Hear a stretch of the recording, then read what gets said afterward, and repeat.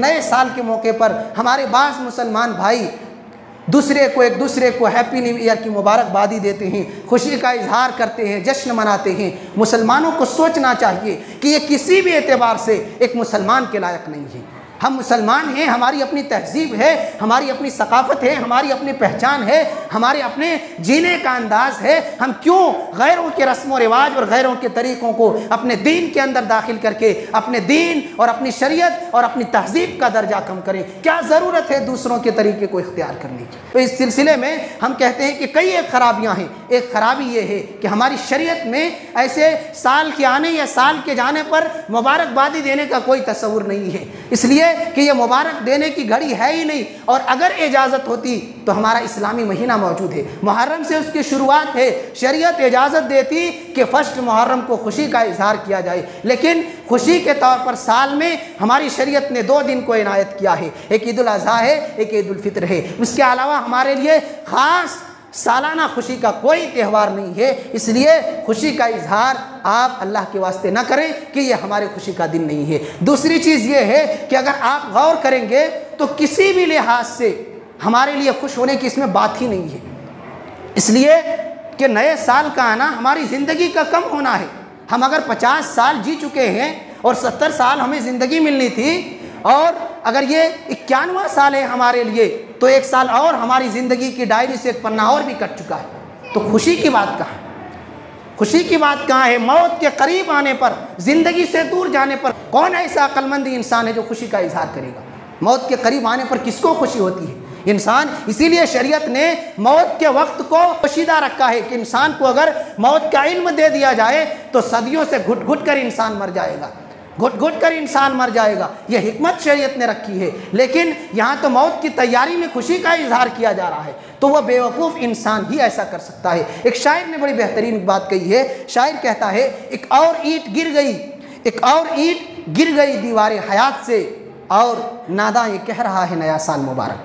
ज़िंदगी की डायरी से एक पन्ना एक और कट चुका है और इंसान यहाँ मुबारकबादी देने पर लगा हुआ है। एक तीसरी चीज़ कि ये जश्न मनाना इसलिए भी जायज़ नहीं है कि आप अगर गौर करेंगे तो मालूम होगा कि कुछ भी इस दिन के अंदर ख़ास नहीं है। वही 24 घंटे, वही सुबह शाम, वही मसाइब व मुश्किलात, वही मौत, वही हादसात, ज़िंदगी के वो सारे काम जो आम दिनों में होते हैं, इस दिन भी वो सारे काम होते हैं। फिर खुशी किस बात का, जश्न किस बात का? ये आप खुशियों और मुबारकबादी का ये सिलसिला किस लिए, जब इसमें कोई ख़ास बात है ही नहीं, इसकी कोई ख़ास इम्तियाजी खुसूसियत जब है ही नहीं, तो फिर मुबारकबादी किस काम की?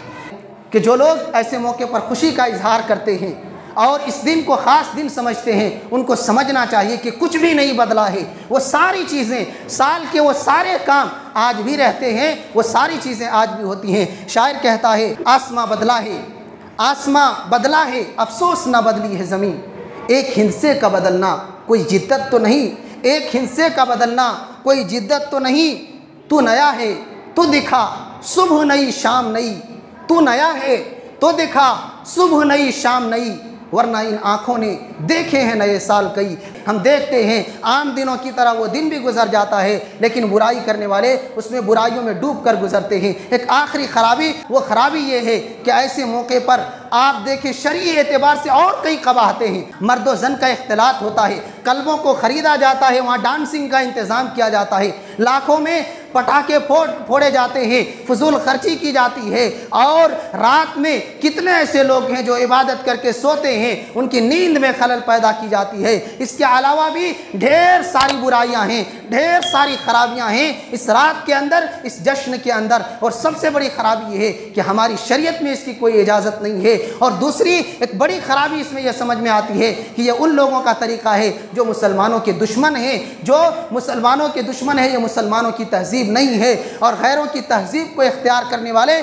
अल्लाह के हबीब सल्लल्लाहु अलैहि वसल्लम की ज़बानी मन तशब्बह बिक़ौमिन फहुवा मिनहुम, जो किसी और के कल्चर और उनकी तहजीब को इख्तियार करता है, जो उनके तरीक़े को इख्तियार करता है, उसका ताल्लुक़ इस्लाम से नहीं हो सकता है। उन लोगों से तो हो सकता है, मुसलमानों में उसका शुमार नहीं किया जा सकता। जो गैरों के तरीक़ों को पसंद करता हो, इस्लामी तहजीब और इस्लामी तरीक़े उनको पसंद ना हो। इसलिए आखिरी नुक्ता इस सिलसिले में यह है कि ऐसे मौके पर हमें सिर्फ 2 काम करना है। एक तो तो ये कि पिछली ज़िंदगी का हिसाब लेना है, हमारी ज़िंदगी कहाँ गुजरी है और उस ज़िंदगी का हिसाब लेकर आगे का लाइह अमल तैयार करना है, आगे का खाका तैयार करना है कि अब हमको कैसे बेहतर बनाना है, कैसे अच्छा इंसान बनाना है, कैसे ज़िंदगी को कामयाब बनाना है। जो गुज़र गया सो गुज़र गया, अब अपनी ज़िंदगी में कुछ करना है। एक शायर के शेर से बात ख़त्म करता हूँ। शायर कहता है, इन्ना लनफ़रहु बिल अय्यामि नक़तउहा व कुल्ल यौमिन मज़ा युदनी मिनल अजलि फ़अमल लिनफ़्सिका क़ब्लल मौति मुज्तहिदा फ़इन्नमर रिब्हु वल ख़ुस्रानु फ़िल अमलि।